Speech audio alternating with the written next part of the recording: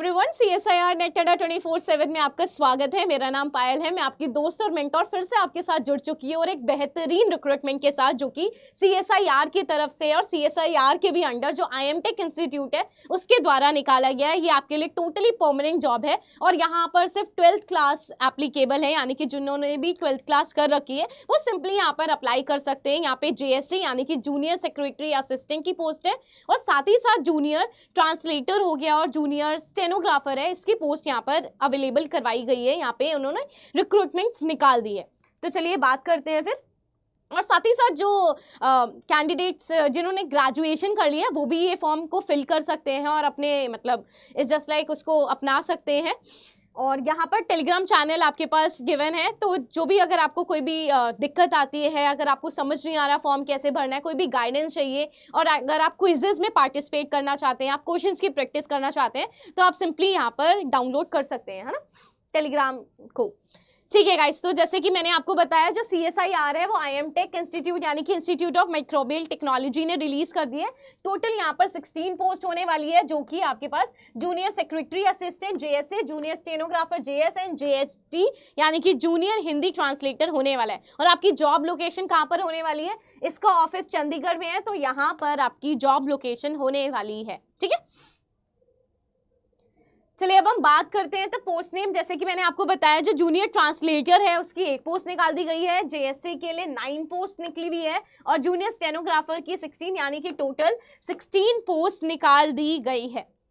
चलिए अगर हम आगे बात करते हैं तो यहाँ पे क्या होना चाहिए, तो अगर आपने मास्टर्स कर रखा है हिंदी और इंग्लिश के साथ, ठीक है, तो आप JHT के लिए मतलब आप रिक्रूटमेंट के लिए अवेलेबल हो सकते हैं। मतलब वो कैंडिडेट्स इसको सिंपली फिल कर सकते हैं जिन्होंने भी मास्टर्स कर रखी है हिंदी या फिर इंग्लिश के अंदर। और साथ ही साथ इन्होंने ये भी मेंशन किया है कि आपके पास डिप्लोमा या फिर सर्टिफिकेट होना चाहिए ट्रांसलेशन का, हिंदी टू इंग्लिश या फिर इंग्लिश टू हिंदी, सिंपली वैसा वर्सा होना चाहिए। अगर आपके पास ये नहीं है तो आपके पास कम से कम 2 साल का एक्सपीरियंस होना चाहिए किस ट्रांसलेशन वर्क की तरह, और किसी भी गवर्नमेंट या फिर अंडरटेकिंग गवर्नमेंट इंस्टीट्यूट में हो सकता है। चलिए हम JSA की बात कर लेते हैं। तो जैसे कि मैंने आपको बताया 10+2 यानी कि जो भी 12th जिन्होंने भी पास कर लिया उनके लिए बहुत अच्छी अपॉर्चुनिटी है। अगर वो अपने आप को फाइनेंशियली स्टेबल करना चाहते हैं उनके लिए बेस्ट अपॉर्चुनिटी। और यहाँ पर कैंडिडेट्स को उनकी जो स्पीड होनी चाहिए 35 वर्ड्स पर मिनट होना चाहिए इंग्लिश के लिए, और हिंदी के लिए 30 वर्ड्स पर मिनट होना चाहिए। And same goes for junior stenographer, जो जूनियर स्टीनोग्राफर है जिन्होंने भी 12th स्टैंडर्ड पास कर लिया या फिर उसके इक्विवेलेंट उन्होंने पास कर लिया, तो यहाँ पर भी आपकी जो स्पीड है वो 80 वर्ड्स पर मिनट होनी चाहिए, आइदर इन हिंदी या फिर आपके पास जो इंग्लिश है उसके अंदर होनी चाहिए। चलिए हम एज लिमिट के बारे में बात कर लेते हैं। तो जूनियर हिंदी ट्रांसलेटर है उनकी एज मैक्सिमम 30 इयर्स होनी चाहिए, JSA की 28 और जूनियर स्टेनोग्राफर की मैक्सिमम 27 ईयर होनी चाहिए। और एज रिलैक्सेशन आपको एज पर गवर्नमेंट नॉर्म्स प्रोवाइडेड कर दिया गया है ना। चलिए नेक्स्ट देखते हैं। जो नोटिफिकेशन है वो जून में ही रिलीज हो गया था, 17 जून से ये स्टार्ट हो चुका है गाइस फॉर्म, और 7 जुलाई तक ये फॉर्म चलने वाला है। और आपको जो फीस पे करनी है उसकी आखिरी डेट भी 7 जुलाई होने वाली है, और इसका खुद का जो रिटन एग्जाम है वो जुलाई के अंदर होने वाला है। तो आप देख सकते हैं जो IMTech इंस्टीट्यूट है वो बहुत तेजी से रिक्रूटमेंट्स निकालते हैं और वो बहुत तेजी से भर्ती भी करते हैं, है ना। तो आपके पास बहुत अच्छा चांस है, अगर आप मेहनत करेंगे तो आप 3-4 महीने के अंदर आप अपनी एक जॉब सुनिश्चित कर सकते हैं एक्चुअली।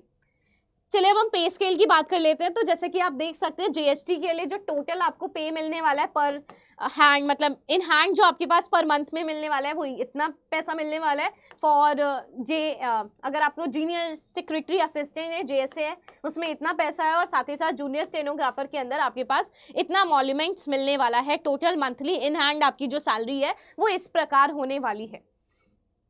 अगर मैं बात करती हूँ यहाँ पे एग्जामिनेशन की, तो यहाँ पे JST के लिए रिटन एग्जामिनेशन होने वाला है और रिटन एग्जामिनेशन के बाद फाइनल मेरिट बनेगी। बट अगर मैं JSA की बात करती हूँ गाइज, यहाँ पे 2 पार्ट्स होंगे पेपर के अंदर, पेपर 1 होने वाला है और पेपर 2 होने वाला है। तो जिनका भी पेपर 1 अच्छा चला जाएगा उनका ही पेपर 2 को इवैल्यूएट करा जाएगा, अदरवाइज उनका जो पेपर 2 है वो चेक नहीं किया जाएगा। यानी कि अगर वो पेपर 1 को क्वालिफाई करते हैं तभी वो पेपर 2 तक पहुँच सकते हैं। फिर उनका टाइपिंग टेस्ट क्वालिफाइंग होगा नेचर में, और इसी को मिलाकर पूरी की पूरी मेरिट बनाई जाएगी और उसी मेरिट के बेस पे आपका रिक्रूटमेंट करवाया जाएगा।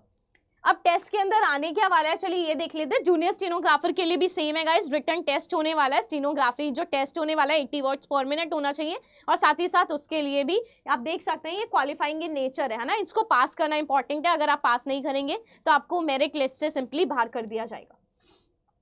अगर हम इसमें बात करते हैं, जो पेपर 1 है उसके अंदर मेंटल एबिलिटी टेस्ट के बारे में पूछा जाएगा, यानी कि जो आपके रीजनिंग के क्वेश्चंस होते हैं, जो क्वांट के क्वेश्चंस होते हैं, वो क्वेश्चंस यहाँ पे पूछे जाने वाले हैं। और पेपर 2 के अंदर तो जिसका भी पेपर 1 सही होगा उसी का पेपर 2 चेक किया जाएगा। और पेपर 2 के अंदर आपका जो भी जीके होता है, यानी कि करंट अफेयर्स हो गया, जनरल नॉलेज के क्वेश्चन हो गया, स्टैटिक जीके हो गया, वो यहाँ पे पूछे जाने वाला है। साथ ही साथ जो इंग्लिश लैंग्वेज है गाइज, वो भी पूछा जाने वाला है यहाँ पर।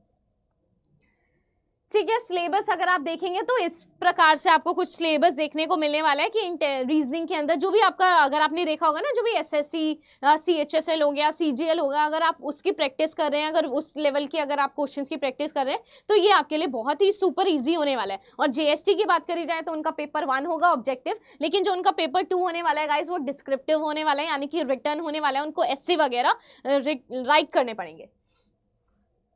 ठीक है, तो इस फॉर्म को आप भर कैसे सकते हैं, तो सिंपली आप CSIR IM Tech की वेबसाइट पे जाएंगे, वहां पे रिक्रूटमेंट के टैब को क्लिक करेंगे, उसका जो एडवर्टाइजमेंट नंबर है 2/25 को क्लिक करेंगे। आप अपना 1 टाइम रजिस्ट्रेशन करवाने वाले हैं, और फिर अपना पूरा एप्लीकेशन फॉर्म को फिल करके इसमें जो फीस है वो सब कुछ पे करने के बाद फाइनल सबमिशन कर लेंगे। उसका प्रिंट आउट निकाल के अपने एज अ फ्यूचर रेफरेंस के लिए आप सिंपली रख देंगे।